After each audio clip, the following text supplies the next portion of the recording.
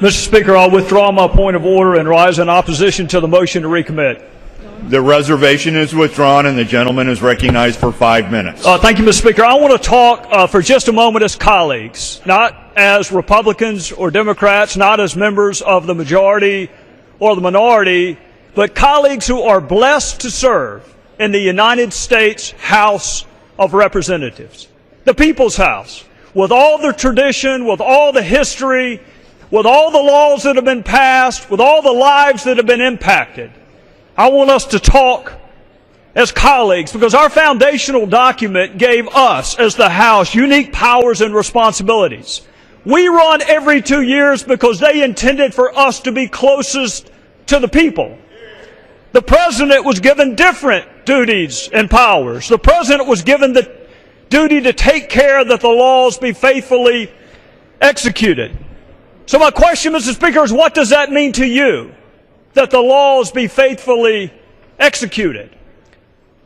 We know the President can veto a bill for any reason or no reason. We know the President can refuse to defend the constitutionality of a statute, even one that he signs into law. We know the President can issue pardons for violations of the very laws that we pass. And we know that the President has prosecutorial discretion as evidenced and used through his U.S. attorneys. Mr. Speaker, that is a lot of power. What are we to do when that amount of power is not enough? What are we to do when this President or any President decides to selectively enforce a portion of a law and ignore other portions of that law? What do we do, Mr. Speaker, regardless of motivation, when a president nullifies our vote by failing to faithfully execute the law? How do we explain waivers and exemptions and delays in a bill passed by Congress and affirmed by the United States Supreme Court? How do we explain away a refusal to enforce mandatory minimums that were passed by Congress and affirmed by the Supreme Court? And why pursue, Mr. Speaker, immigration reform if presidents can turn off the very provisions that we pass? You know, in the oath that brand new citizens take, it contains 6 different references to the law.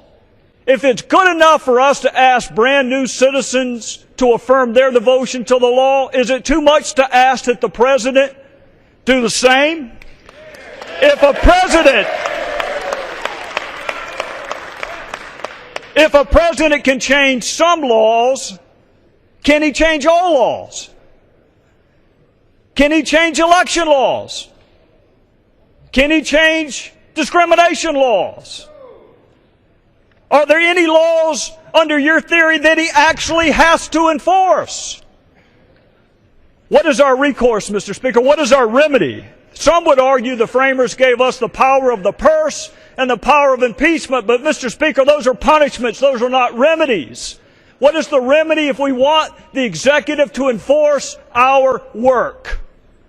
This bill simply gives us standing when our votes are nullified. This bill allows us to petition the judicial branch for an order requiring the executive branch to faithfully execute the law.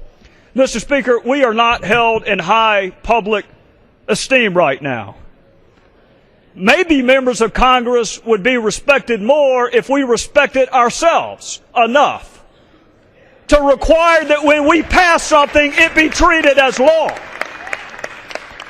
Maybe we would be more respected if we had a firmly rooted expectation that when we pass something as law, it be treated as law.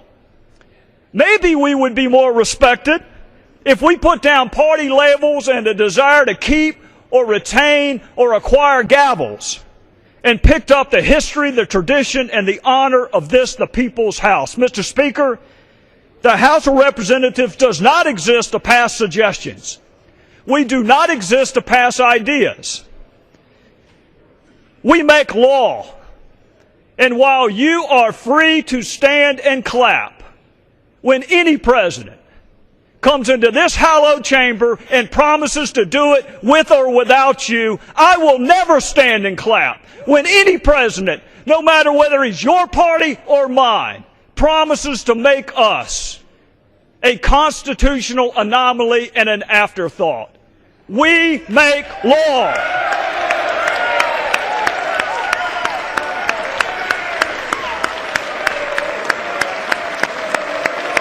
Expired.